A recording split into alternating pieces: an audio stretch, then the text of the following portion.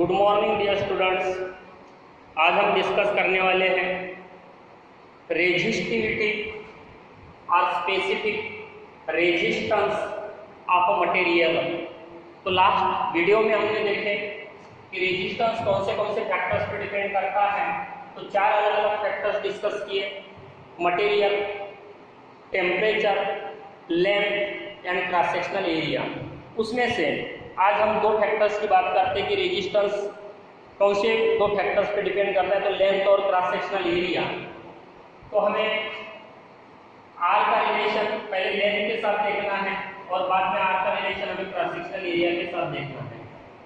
तो समझो अगर हम सेम मटेरियल यानी कॉपर वायर ही ले रहे हैं और सेम टेम्परेचर पे, मतलब दो अलग अलग कॉपर वायर्स ले रहे हैं। शुरू में हमने 1 मीटर का कॉपर वायर लिया, 1 मीटर लेंथ कॉपर वायर, और बाद में हमने 2 मीटर लेंथ का कॉपर वायर लिया।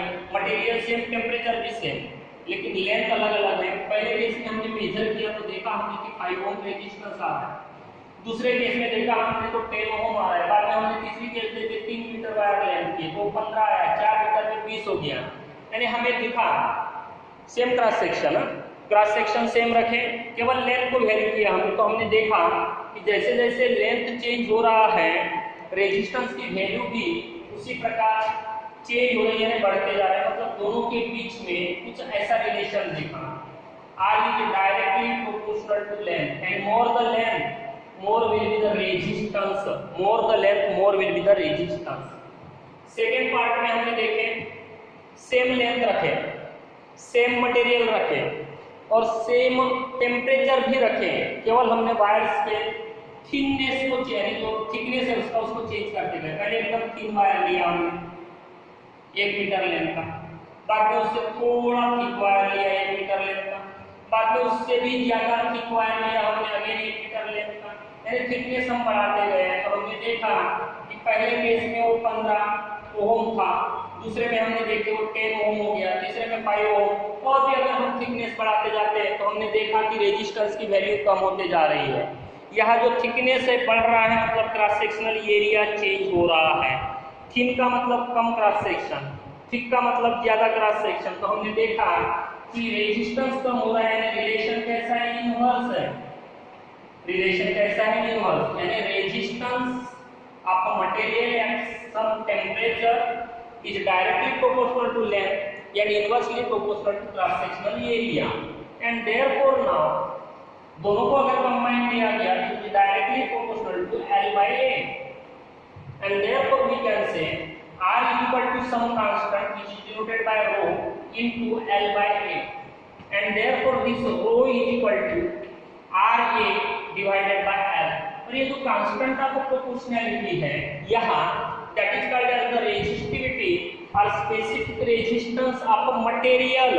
यहाँ मैं बोल रहा हूँ मटेरियल, मतलब ऐसा नहीं यहाँ कि 1 मीटर कॉपर वायर है तो कुछ अलग रहेगा, 2 मीटर कॉपर वायर के लिए कुछ अलग रहेगा। जब तक कॉपर है तो स्पेसिफिक रेजिस्टेंस, फॉर एग्जांपल ना, मैं स्पेसिफिक एकदम यानी वैल्यू नहीं बता रहा हूँ, 10 तो 10 ही रहेगा सभी यानी कॉपर के लिए। कोई भी कॉपर लो 10, एल्यूमिनियम समझो 15, तो किसी भी एल्यूमिनियम के लिए वो 50 नहीं रहेगा, ऐसा उसका मीनिंग है। अब इसका डेफिनेशन देख लेते हैं और यूनिट भी देख लेते हैं। पहले यूनिट देख लेते हैं। तो रेजिस्टेंस इसलिए वो, क्रॉस सेक्शनल एरिया इसलिए मीटर, लेंथ इसलिए मीटर। तो ऐसा यूनिट होता है ओहम मीटर और सीजीएस यूनिट होता है ओहम सेंटीमीटर। सीजीएस यूनिट क्या होता है, ओहम सेंटीमीटर। अब समझो कि हमारे पास जो कंडक्टर है वो 1 मीटर लेंथ का है और उसका क्रॉस सेक्शन भी समझो 1 मीटर है। In that case, rho is equal to R into 1 by 1, that is equal to R।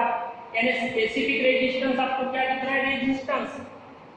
Specific resistance आपको क्या दिख रहा है, रेजिस्टेंस। किसका रेजिस्टेंस, ऐसा कंडक्टर जिसकी लेंथ यूनिट हो, जिसका क्रॉस सेक्शनल एरिया यूनिट हो। यानी unit length unit cross sectional area के कंडक्टर का जो रेजिस्टेंस आएगा, that is the specific resistance or resistivity of the material, resistivity of the material। इसका जो रेसिप्रोकल होता है that is called as the conductivity, the reciprocal। Surface charge density के लिए भी ये सिंबल लिया था, कंडक्टिविटी के लिए भी वो सिंबल लिया जाता है। कंडक्टेंस अलग है, reciprocal of resistance is conductance, reciprocal of resistivity is the conductivity. Material की कंडक्टिविटी सबसे ज्यादा होती है, इंसुलेटर की कंडक्टिविटी सबसे कम होती है, और सेमीकंडक्टर जैसे मटेरियल होता है वो इन बिटवीन पाया जाता है। अब एक फैक्टर और डिस्कस करना है रेजिस्टेंस के लिए, वो है टेम्परेचर।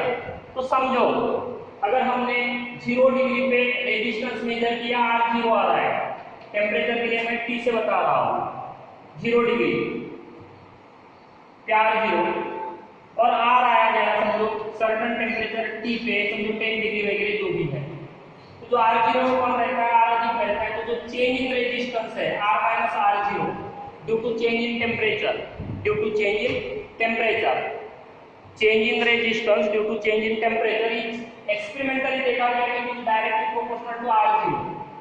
जो चेंज इन टेम्परेचर है, चेंज इन रेजिस्टेंस है, वो R0 की वैल्यू यानी resistance at 0 degree, also it is directly proportional to change in temperature, let that is delta T, यानी कितना चेंज हुआ, जितना ज्यादा टेम्परेचर है 10 डिग्री से चेंज हुआ तो रेजिस्टेंस समझो 10 ओम से चेंज हुआ, 20 डिग्री से चेंज हुआ समझो रेजिस्टेंस 20 ओम से चेंज हुआ, इस प्रकार से। और दोनों को अगर एक साथ लिया गया तो ये हो जाएगा R minus R0 is R0 into delta T। अगर हम प्रोपोर्शनल साइन रिमूव करते हैं तो R0 अल्फा से इसको डिनोट किया जाता है R0 into delta T, and therefore alpha जिसको linear coefficient of the resistance भी कहा जाता है, it is R minus R0 divided by R0 into delta T। ऊपर रेजिस्टेंस नीचे रेजिस्टेंस, ओम ओम कैंसिल, नीचे डेल्टा T यानी temperature, it is either 1 by degree Celsius और 1 by degree kelvin, 1 by degree Celsius और 1 by degree kelvin. मैंने degree Celsius या degree kelvin इसलिए लिया क्योंकि वो चेंज इन टेम्परेचर है, और चेंज इन टेम्परेचर चाहे आप डिग्री सेल्सियस में लो या उसके SI यूनिट केल्विन में लो, दोनों बार वो कैसा रहता है, सेम रहता है, दोनों बार कैसा रहता है, वो सेम। तो ये जो अल्फा है मेटल्स के लिए वो पॉजिटिव होता है, क्योंकि उसका जो R है it is greater than R0, इसलिए R माइनस R0 पॉजिटिव होता है।